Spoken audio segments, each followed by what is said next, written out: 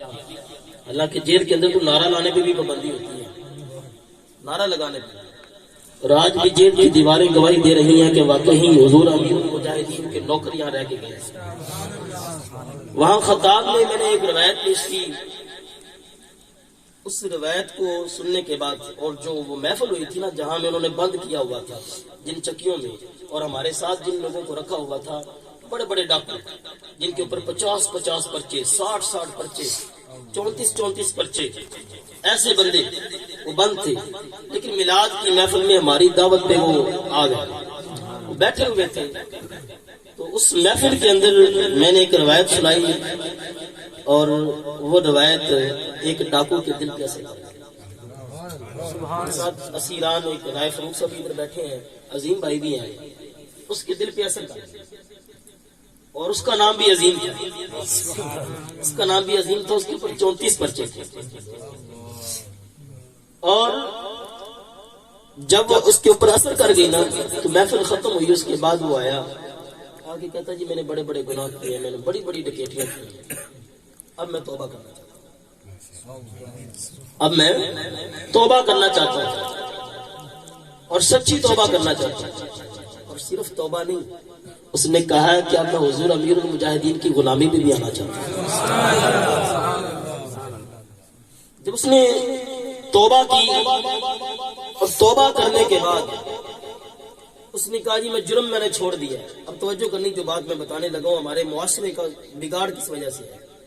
اس نے کہا جرم میں نے بڑے کیے ہیں، بڑی بڑی ڈکیتیاں کی ہیں، ٹھیک ہے جی آپ کے کہنے پہ آج کے بعد میں جرم نہیں کروں گا، لیکن جس بندے نے میری مخبری کی تھی نا اس کو ایک پھینٹی میں ضرور لگاؤں گا، اتنی مجھے اجازت دے دی۔ ہم نے اسے کہا کہ جانے دیں آپ، اللہ کی رضا کے لیے معاف کر دیں۔ کہتا نہیں جی اس بات سے نہ، اس نے میری مخبری کی تھی، اس بندے کے ساتھ میں نے دو ہاتھ کرنے ہیں، باقی جرم نہیں کرنا۔ اس کو پھر میں نے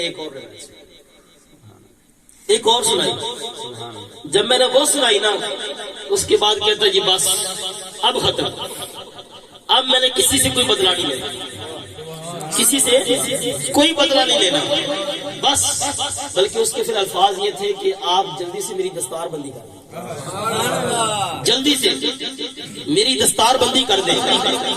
اور میں یہ بتا دوں جس بندے کی میں بات سنا رہا ہوں نا، پچھلی دفعہ جب ہم رمضان شریف میں جیل میں رہ گئے ہیں نا، رمضان شریف میں وہ اتنا یعنی کہ سخت قسم کا ڈاکو تھا کہ اس نے سوئی کے ساتھ اپنے ہونٹ سی لیے تھے، یہ جس کی میں بات سنا رہا ہوں، سوئی کے ساتھ بطور احتجاج کہ مجھے تھوڑی سی رعایت دی جائے، چکی سے باہر نکالنا جائے، سوئی کے ساتھ اپنے ہونٹ سی لیا۔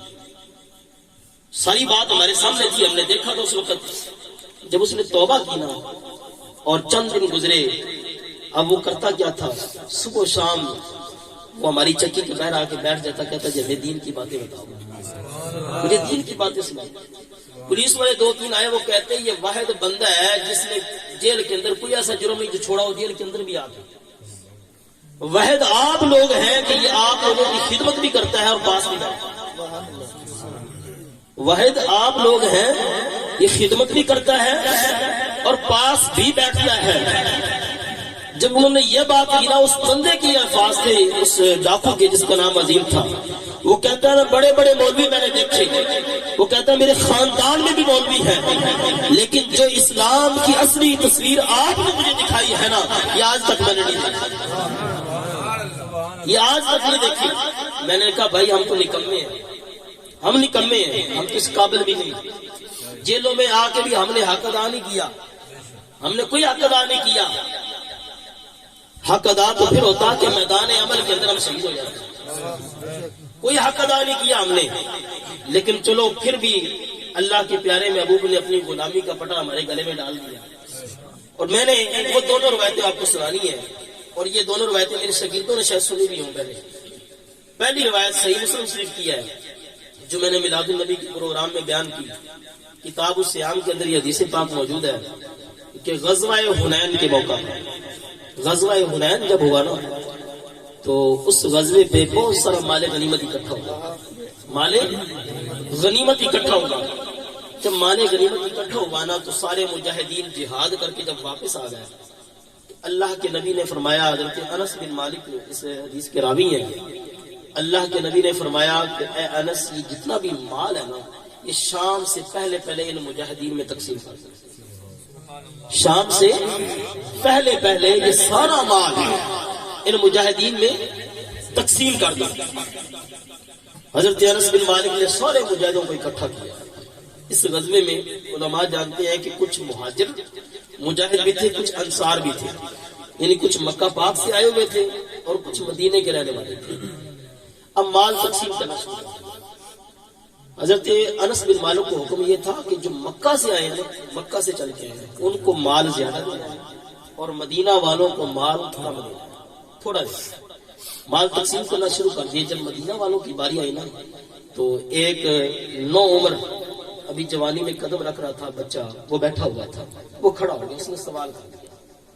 اس نے کہا کہ یہ کیا بات ہوئی؟ کافروں کو گاجر مولی کی طرح ہم مدینہ والوں نے کاٹا، ہماری تلواروں سے ابھی بھی ان کا خون بہ رہا ہے۔ یہ توجہ سے سننی ہے، اس میں نے ایک سبق دینا ہے۔ ہماری تلواروں سے ابھی بھی ان کا خون بہ رہا ہے۔ اور جب مال کی تقسیم کی باری آئی تو اللہ کے نبی نے سارا مال مکہ والوں کو دیا۔ اللہ کے نبی نے انصاف نہیں کیا، معاذ اللہ، اللہ کے نبی نے انصاف نہیں کیا۔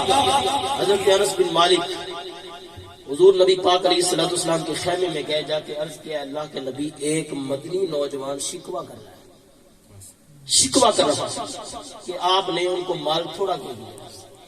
اللہ کے نبی نے فرمایا کہ انس بن مالک جا کے ان سے کہہ دو سارے مجاہدوں کو کہ ایک کیمپ میں اکٹھے ہو جائیں، اللہ کا نبی ان سے خطا فرمائے۔ سبحان اللہ۔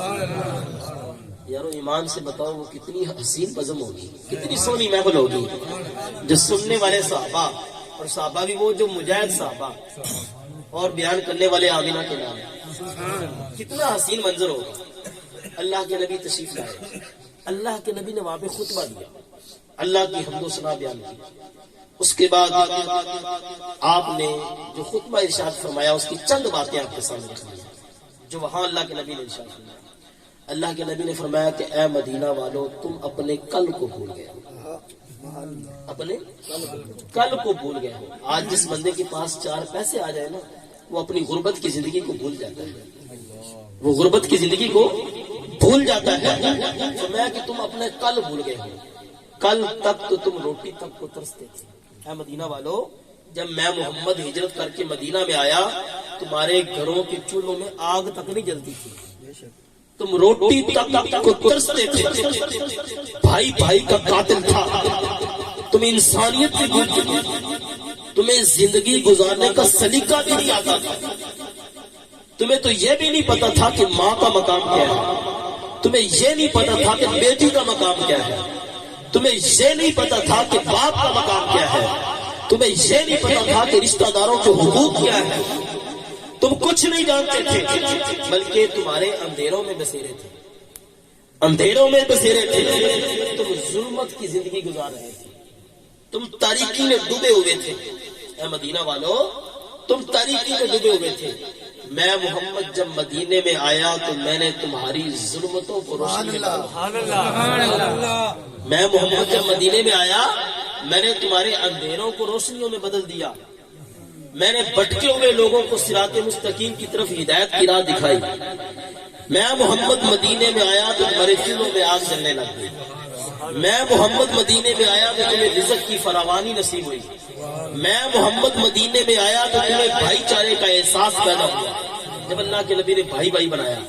میں محمد مدینے میں آیا تو تمہیں رشتوں کی پہچان آئی، میں محمد مدینے میں آیا تو تمہیں ماں کے مقام کا پتہ چلا، باپ کے مقام کا پتہ چلا۔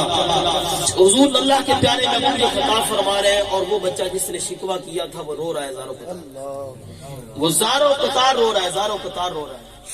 اس دفعہ جب میں گرفتار ہوا نا تو تھانہ ملکہ آس میں ایس ایچ او نے کہا جی 6 مہینے ہو گئے ہیں، آپ پہلے بھی گرفتار رہے، اب بھی آپ کوئی نوکری نہیں کر رہے، کچھ نہیں کر رہے، آپ کو پیسے کون دیتا ہے؟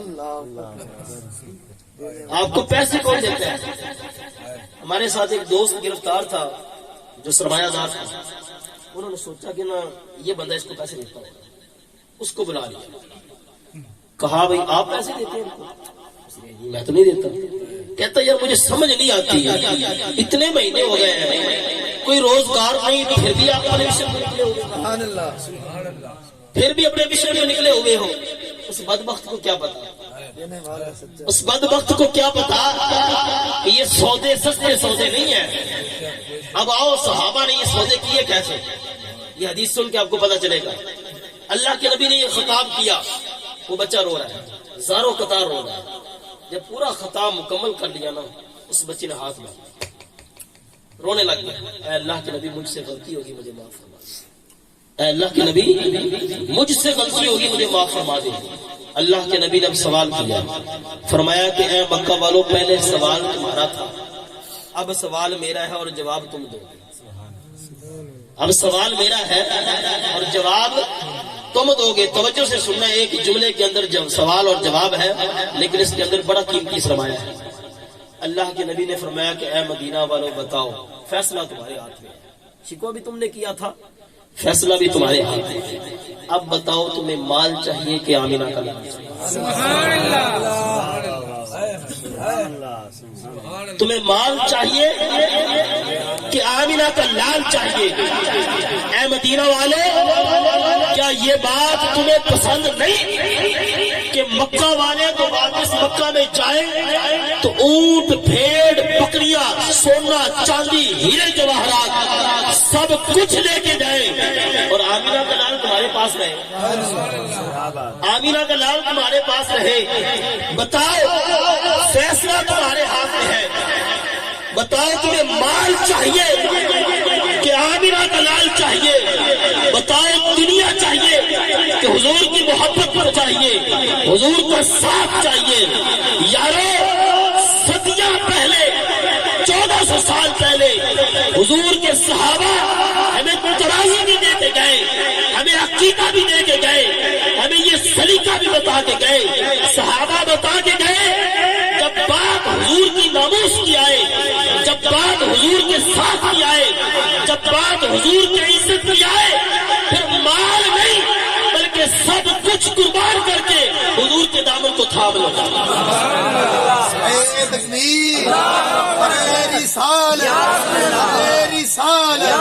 شان مصطفیٰ, عظمت مصطفیٰ, سیدی مرشدی, سیدی مرشدی, سیدی مرشدی, اسیران غلام مصطفیٰ, اسیران غلام مصطفیٰ. اب مجھے بتاؤ کہ صحابہ نے دنیا کا انتخاب نہیں کیا, صحابہ نے سونے چاندی کا انتخاب نہیں کیا, صحابہ نے بھیڑ, بکریاں, اونٹ ان کا انتخاب نہیں کیا. صحابہ نے دامن مصطفیٰ کو تھاما. پھر ہوا کیا؟ وہی لوگ تھے جنہوں نے دامن مصطفیٰ کو تھاما. پھر دنیا نے دیکھا کہ کیسے و کس طرح ان کے قدموں میں آ کے گرے. پھر دنیا نے دیکھا, دنیا کی بادشاہیاں ان کے قدموں میں گری. لیکن میرے بھائی, بات یہ ہے کہ جب صحیح پکے ارادے تھے, حضور کے ساتھ وفات کر, حضور کی ذات کے لیے میدان عمل میں نکل تو صحیح, نکلنا تیرا کام ہے کہ دیکھنا مالک کرم نوازیاں کیسے کرتے ہیں, مالک کرم نوازیاں کیسے کرتے ہیں. ہم رہاؤ کیا ہے, ہمارے محبت کرنے والے ہمیں کہتے ہیں کہ آپ کو مبارک ہو, آپ کو مبارک ہو. ہم خدا کی قسم, ہمارا نظریہ تو یہ ہے کہ ہم مبارکباد کے مستحقی نہیں ہیں, بلکہ مبارک یہ ہے آپ بھائی مبارکباد کے مستحق ہے کہ اللہ نے حق کو فتح عطا فرمائی. اللہ نے حق کو فتح عطا فرمائی, حق بلند ہوا. اور 1400 سال بعد بھی جو کفر چاہتا تھا کہ مسلمان کے دل سے محبت رسول نکل جائے, 1400 سال گزرنے کے بعد بھی کفر کو منہ کی کھانی پڑی. کفر جان گیا کہ مسلمان جتنے بھی عمل نمازیں نہ پڑھتے ہوں گے, بے عمل ضرور ہیں, لیکن اپنے نبی سے بے وفائی نہیں کرتے, اپنے نبی سے بے وفائی نہیں کر سکتے. جب میں نے یہ روایت سنائی نا, وہاں جتنے لوگ بیٹھے تھے, اکثریت کی آنکھوں میں نے آنسو جاری دیکھے. جیل میں اکثریت کی آنکھوں میں نے آنسو جاری دیکھے تھے. اور ایک اور بندہ تھا, اس نے چند دن بعد توبہ کی. ایک اور بندہ تھا, جب اس نے توبہ کی نا, خدا کی قسم, ایک ہوتی ہے زبانی کلامی توبہ, توبہ کرنے کے بعد میرے پاس آیا, آ کے کہنے لگا مفتی صاحب ایک مسئلہ بتائے, میں نے چوریاں کر کے, ڈکیٹیاں کر کے جو مال بنایا ہے, میرے پاس ڈنگر بھی ہیں, کچھ زمین بھی میں نے حرام کے پیسوں کی خریدی ہے, اب میں چاہتا ہوں کہ حرام کا کوئی لقمہ میری اولاد کے منہ میں نہ جائے، میری اولاد کے پیٹ میں نہ جائے۔ اب مجھے بتائیں کہ میں اس حرام کے پلاٹ اور ان جانوروں کا کیا کروں؟ میں ان کو اپنے استعمال میں نہیں رکھنا چاہتا۔ جب زندگی بدلتی ہے نا، دنیا بدلتی ہے اور دل کی دنیا آباد ہوتی ہے تو رب ہدایت کے راستے عطا فرما دیتا ہے، ہدایت کے راستے عطا فرما دیتا ہے۔ اور اس کے بعد دوسری روایت جو میں نے آپ کو سنانی ہے، دوسری روایت کا تعلق ہماری معاشی زندگی کے ساتھ ہے۔ آج گھر کے اندر چھوٹی سی بات ہو جائے نا تو گھر کے اندر دیواریں ہو جاتی ہیں، بھائی بھائی سے الگ ہو جاتا ہے، گھر کے اندر دیواریں ہو جاتی ہیں، دو بھائی الگ ہو جاتے ہیں، دو بھائی الگ ہو جاتے ہیں۔ لیکن خدا کی قسم میلاد کا مہینہ آتا ہے، ہم میلاد کی محفلیں بھی کرتے ہیں، میلاد سنتے بھی ہیں۔ خدا کی قسم سیرت نبوی پڑھ لینا، سیرت نبوی، تو زندگی گزارنے کا سلیقہ بھی آ جائے گا اور رشتوں کی پہچان کا طریقہ بھی آ جائے گا۔ لبیک یا رسول اللہ لبیک لبیک لبیک یا رسول اللہ لبیک فاقتلوا من سب نبیا فاقتلوا من سب نبیا فاقتلوا تاجدار ختم نبوت زندہ باد زندہ باد۔ اور اللہ نے اسلام کو ایسی فتح عطا کی ہے، ایسی فتح عطا کی ہے کہ پورا کفر سوچ رہا ہے اس تنظیم کو تو ہم نے دہشت گرد قرار دلوایا تھا، اس کو تو کلادم بنوایا تھا، یہ تنظیم بھی بحال ہو گئی، یہ عاشق رسول بھی ثابت ہو گئے، ان کے لیڈر بھی رہا ہو گئے، سب کچھ ان کو مل گیا۔ وجہ کیا ہے پتہ نہیں چلا۔ میں نے کہا بدبخت سن، تو نہیں جانتا کہ واللہ خیر الماکرین، رب کی خفیہ تدبیر سب سے بڑی ہے، اور جب رب کی تدبیر آتی ہے پھر دنیا والوں کی ساری تدبیریں ختم ہو جاتی ہیں، پھر اسلام کا جھنڈا پوری دنیا پہ لہراتا ہے۔ اور اسلام والوں نے بتا دیا کہ صدیاں گزرنے کے بعد بھی جب نہ اسلام کا نام لینے والے اپنے نبی کے نام کے نکلتے ہیں کہ رب کی غیبی مدد ایسے آیا کرتی ہے، پھر ایسے غیبی مدد آیا کرتی ہے جو دنیا نے دیکھا۔ اب کفر سر جوڑ کے بیٹھا ہوا یہ کیسے ہو گیا؟ اب 33 پولیس والوں کے عہدے چینج کر دیے ہیں، یہ تم نے روکا کیوں نہیں ہے؟ تم نے روکا کیوں نہیں ہے؟ تم سے یہ روکے کیوں نہیں گئے؟ وہ بیچارے کیسے روکتے، وہ بیچارے کیسے روکتے؟ ان کو پتہ نہیں تھا ان کے پیچھے اللہ کے پیارے محبوب کا ہاتھ ہے۔ اور واللہ غالب علی امرہ، اللہ کا امر سب پہ غالب ہے، اور اسلام آیا ہی غالب آنے کے لیے ہے، اور اسلام ہمیشہ غالب رہے گا۔ لیکن اسلام امتحان ضرور لیتا ہے میرے بھائی، یاد رکھنا۔ ظلمت کی رات جتنی بھی تاریخ ہو، 6 مہینے 7 مہینے ہم نے ظلم بھی برداشت کیا، تشدد بھی برداشت کیا، ہم نے دہشت گردی کے پرچے بھی کٹوائے، سب کچھ دیکھا، 4 شیڈول بھی دیکھے، ہمیں بڑے بڑے سمجھانے آئے، لیکن ہم نے پیغام یہی دیا، سن لو، ظلمت کی رات جتنی طریق ہو حق کی صبح اتنی ہی بلند ہوتی ہے، سبحان اللہ۔ حق کی صبح اتنی طویل ہوتی ہے۔ اب حق کی صبح ہو چکی ہے، حق کی صبح ہو چکی ہے، اللہ نے حضور کے غلاموں کو فتح عطا کی ہے۔ میرے بھائیوں، اب پیغام یہ ہے، جب بات حضور کی ذات کی آئے نا تو پھر میدان عمل میں نکل پڑو، سب کچھ حضور کے نام پہ قربان کر دو، سب کچھ حضور کے نام پہ قربان کر دو، اور پھر دیکھنا کائنات میں عزت کیسے ملتی۔ سیدنا صدیق اکبر نے گھر میں کچھ رکھا تھا؟ سب کچھ دین کے لیے نہیں دے دیا تھا، لیکن صدیق اکبر پھر صدیق اکبر بنے، صدیق اکبر بنے۔ عثمان غنی نے کتنی خیرات کی اسلام کے لیے، لیکن عثمان غنی کا مال ختم نہیں ہوا۔ یاد رکھیں یہ رب کے ساتھ تجارت ہے، ذرا میدان عمل کے میں نکل کے تو دیکھو رب کیسی کیسی کرم نوازی کرتا ہے، رب کیسی کیسی کرم نوازی ہے۔ میں آخری بات سنا رہا ہوں، لبیک یا رسول اللہ لبیک لبیک لبیک یا رسول اللہ لبیک فاقتلوا من سب نبیا فاقتلوا من سب نبیا فاقتلوا تاجدار ختم نبوت زندہ باد زندہ باد۔ اور اللہ نے اسلام کو ایسی فتح عطا کی ہے، ایسی فتح عطا کی ہے کہ پورا کفر سوچ رہا ہے اس تنظیم کو تو ہم نے دہشت گرد قرار دلوایا تھا، اس کو تو کلادم بنوایا تھا، یہ تنظیم بھی بحال ہو گئی، یہ عاشق رسول بھی ثابت ہو گئے، ان کے لیڈر بھی رہا ہو گئے، سب کچھ ان کو مل گیا۔ وجہ کیا ہے پتہ نہیں چلا۔ میں نے کہا بدبخت تو سن، تو نہیں جانتا کہ واللہ خیر الماکرین، رب کی خفیہ تدبیر سب سے بڑی ہے، اور جب رب کی تدبیر آتی ہے پھر دنیا والوں کی ساری تدبیریں ختم ہو جاتی ہیں، پھر اسلام کا جھنڈا پوری دنیا پہ لہراتا ہے۔ اور اسلام والوں نے بتا دیا کہ صدیاں گزرنے کے بعد بھی جب نہ اسلام کا نام لینے والے اپنے نبی کے نام کے نکلتے ہیں کہ رب کی غیبی مدد ایسے آیا کرتی ہے، ایسے غیبی مدد آیا کرتی ہے جو دنیا نے دیکھا۔ اب کفر سر جوڑ کے بیٹھا ہوا یہ کیسے ہو گیا؟ اب 33 پولیس والوں کے عہدے چینج کر دیے ہیں، یہ تم نے روکا کیوں نہیں ہے؟